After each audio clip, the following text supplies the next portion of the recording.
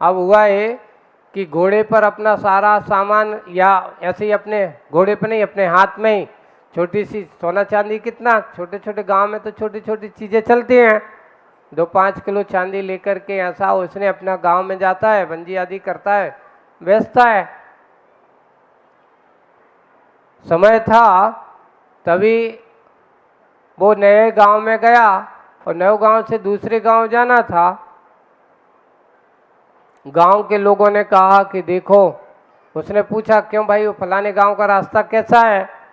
तो बोले कि इसके वजह से रास्ते में तो बहुत चोर लुटेरे हैं, अकेले मत जाना, जाना तो कम से कम 2 जाना, 1-2 लोगों के साथ लेके जाना,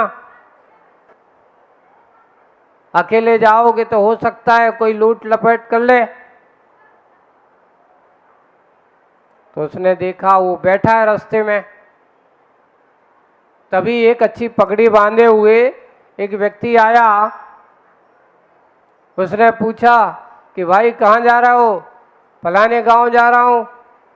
बोले कि मुझे भी चलना है। तो बोले चलो, चलते हैं। अब वो ठहरा पूरा कैसा, अब वो पता चल जाएगा आपको।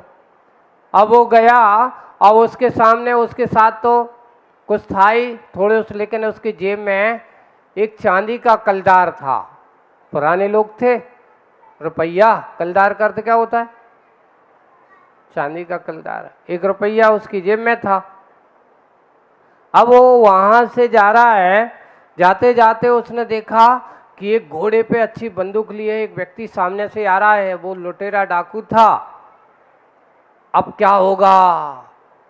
दोनों ने देखा, देख करके वो कहता भैया मेरे पास तो कुछ है ही नहीं है, जो रुपया है। तो उसने वो रुपया लिया और जाकर के अपनी जो पगड़ी थी जेब में रखे, तो अभी लोग निकाल लेगा, पगड़ी तो कौन देखा कि पगड़ी में रुपया कौन रखता।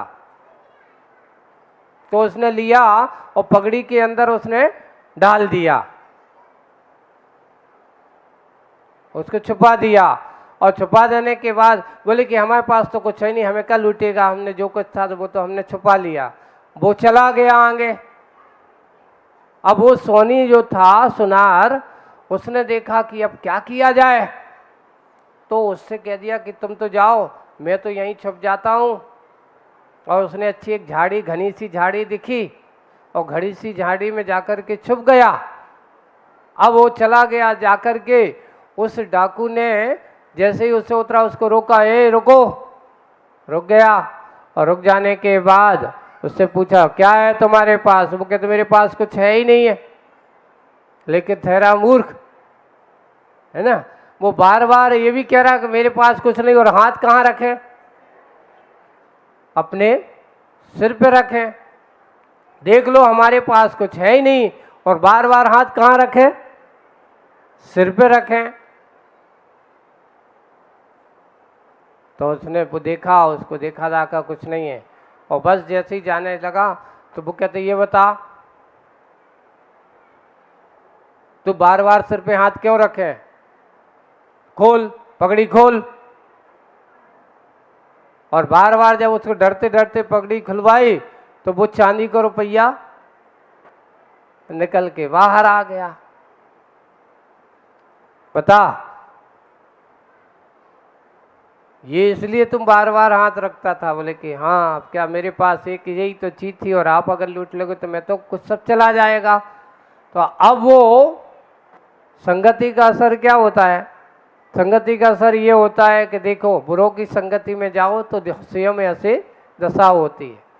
अब उससे पूछा ये बता, ये नकली है कि असली है? बोले कि असली है। बोले कि कैसे पता कि असली है? बोले कि तुम्हें विश्वास ना हो तो एक काम कर लो, जो झागड़ी में सोनी छुपा उससे पूछ लो।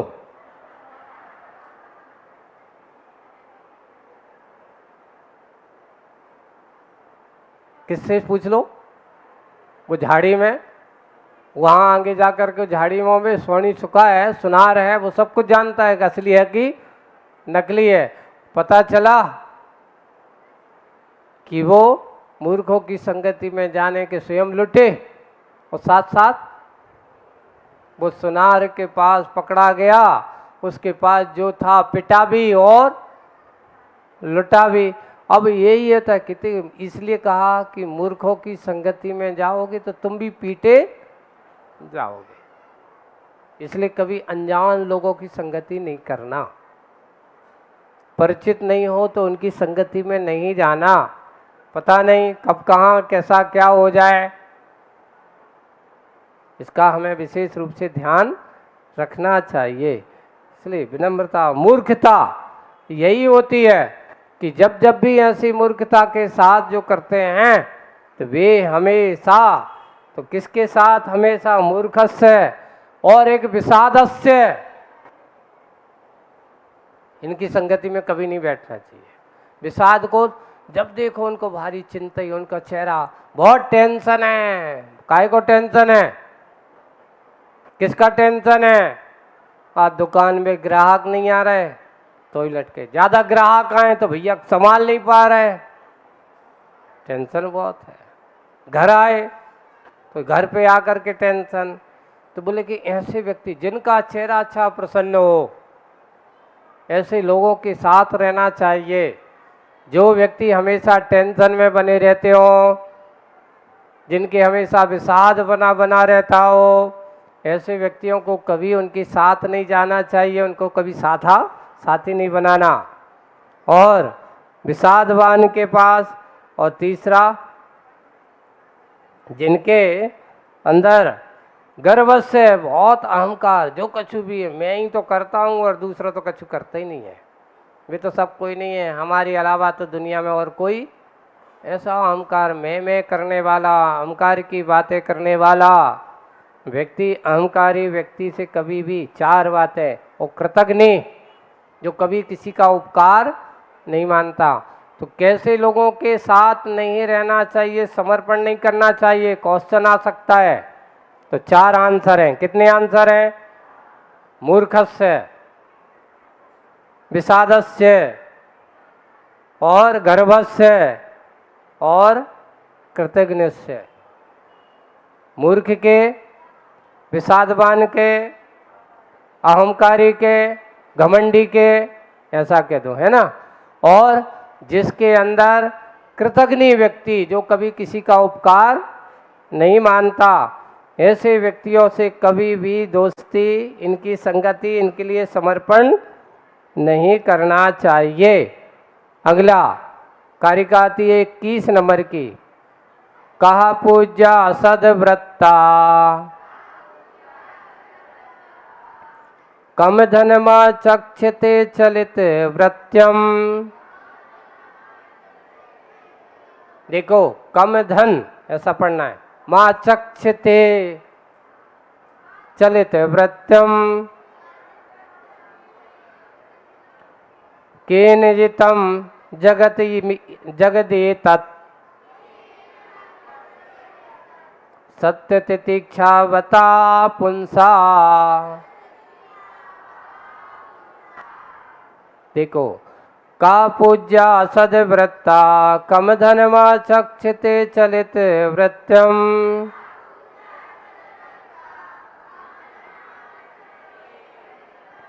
केन जितम जगदे तत् सत्य तितिक्षा बता पुंसा।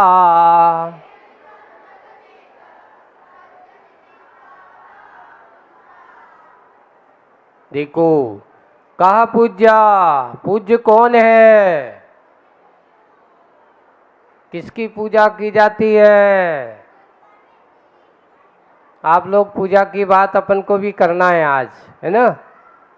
कल अपन ने कहाँ तक की बात करी थी? देखो, फिर किसने फेंकी? क्या हो रहा, पढ़ रहे हो कि मस्ती कर रहे हो? तो क्या पूज्या, किसकी पूजा होती है? पूज्य कौन है? सम्यक चारित्र वाला। तो सम्यक दर्शन वाला नहीं, सम्यक ज्ञानी नहीं, सम्यक चारित्र वाला, जिसके पास ये तीनों हैं, सम्यक चारित्र अगर है तो समझ लेना सम्यक ज्ञान भी है, सम्यक दर्शन भी है। क्यों? चारित्र को सम्यक बनाने वाला सम्यक दर्शन, चारित्र के बारे में सही समझने वाला सम्यक ज्ञान। अगर सम्यक चारित्र है तो समझ लेना सम्यक ज्ञान सम्यक दर्शन तो उसके पास है ही। हमारे भगवान रत्नत्रय के स्वरूप हैं, हमारे गुरु रत्नत्रय के धारी हैं, है ना। तो उनको अपन कहते हैं रत्नत्रय धारी, रत्नत्रय स्वरूप, तीन लोक के नाथ, सम्यक दर्शन सम्यक ज्ञान सम्यक चारित्र के प्रतिरूप। ऐसे गुरुओं को हमने क्या किया, ऐसे भगवान को हमने क्या किया, इसलिए वे चारित्रवान जो होता है वही पूज्य होता है। कोई बिना पूज्य अगर है तो उसके लिए कहा गया कि जिसके पास सद्वृत्ता का पूज्या, उत्तर क्या है? सद्वृत्ता। सद्वृत्ता अर्थात सम्यक चारित्र, व्यक्त का अर्थ होता है चारित्र। जिसके पास चारित्र है वही पूज्य है। बड़े बड़े ज्ञानी पंडित होंगे, बड़े बड़े विद्वान होंगे, पर पूजा के पात्र नहीं हो सकते। पूजन के पात्र अगर कोई है तो हमारे पंच परमेष्ठी है। कौन कौन है? पूजा किनकी की जाती है? क्वेश्चन, पंच परमेष्ठी की पूजन होती है, वे ही पूजनीय होते हैं। वीतराग अपने जिन धर्म में जहाँ वीतरागता है वहीं पूज्यता है, जहाँ वीतरागता नहीं वहाँ पूज्यता का विधान नहीं है। अब जो ऐसा कहते हैं कि महाराज वीतरागी नहीं है फिर भी पूज्य हैं, तो देखो परंपरा अपनी कुछ भी हो सकती है, लेकिन आगम क्या कहता है? आगम तो यही कहता है कि पंच परमेष्ठी की ही पूजा की जाती। पंच परमेष्ठी कौन कौन से हैं? अरहंत, सिद्ध, आचार्य, उपाध्याय और साधु। साधु कौन थे? दिगंबर हो। आचार्य कौन थे? एक आचार्य वो भी होते लौकिक में भी, प्राचार्य महोदय।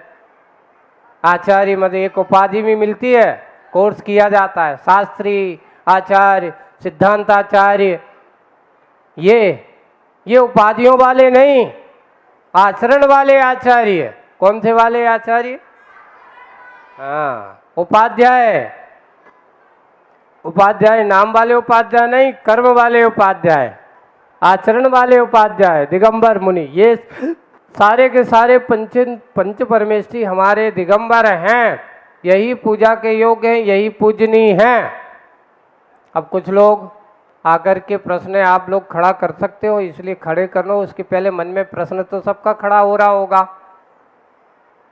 कि महाराज आजकल संघों में, साधु संघों में इलक छुल्लक भी, आरिकाएँ भी पूजन आदि कराने की बात कहते। देखो ये परंपरा उनकी संघ की है, पर आगम तो कभी भी इनकी पूजन की बात नहीं करता, बहुमान की बात नहीं करता। पंच परमेष्ठी की पूजन की बात विधान आगम में लिखी है।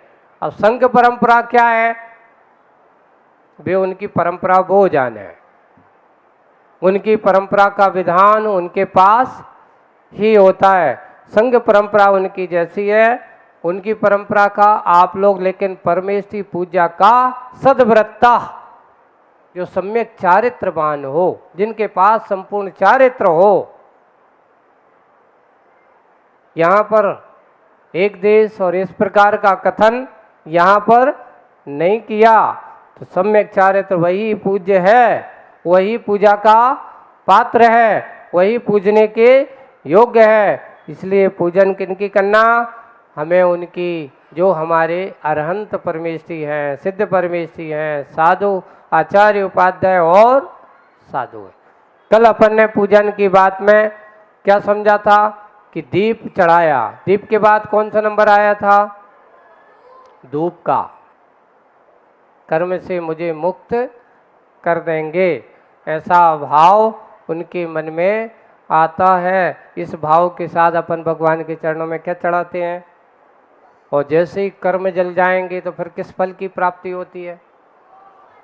जब 8 कर्म जल जाते तो कौन सा फल मिलता, मोक्ष फल मिलता है। इसलिए धूप के बाद किसका क्रम आया, फल। फल का अर्थ है इसका नाम, फल चढ़ाते हैं। फल का अर्थ है कौन सा फल चाहिए, सेव फल, अनार फल, है ना, मीठा फल, खट्टा फल नहीं, भगवान ये फल नहीं चाहिए। ये तो खाते खाते पूरा जीवन निकल गया पर आज तक मेरी इच्छा पूरी नहीं, ना। सारे जितने दुनिया के सारे फल हैं जब खाओ और खाने के बाद जितना खाओ उतने खाते चलो, कभी तृप्ति नहीं होती। लेकिन अब मुझे ऐसा फल चाहिए, मुझे ऐसा फल चाहिए कि जो एक बार मिल जाए तो पुनः मांगने की जरूरत। तो इसका कौन सा फल है वो ऐसा, मोक्ष महाफल। ये फल अपन ने एक प्रतीक बादाम का रूप हो गया, नारियल के रूप में हो गया, अखरोट के रूप में हो गया, कोई भी हो सकता है। लेकिन मेरा काम, मैं तो ये चढ़ा तो रहा हूँ, मैं ये नहीं चाह रहा हूँ कि मुझे ये मिल जाए, बादाम मिल जाए, नहीं। ये बादाम तो आपके चरणों में समर्पित है, ये तो प्रतीक है। मैं तो आपके चरणों में मोक्ष फल की कामना कर रहा हूँ, मुझे तो मोक्ष फल की प्राप्ति होवे यही भावना करता हूँ। ऐसी भावना बाता है, वह मोक्ष फल भगवान के चरणों में चढ़ाता है। इसलिए ये फल चढ़ाया। अब 8 द्रव्यों को मिलाया तो क्या बन गया, अर्घ्य। कौन कौन सी 8 द्रव्य थी, फिर से एक बार बोलेंगे।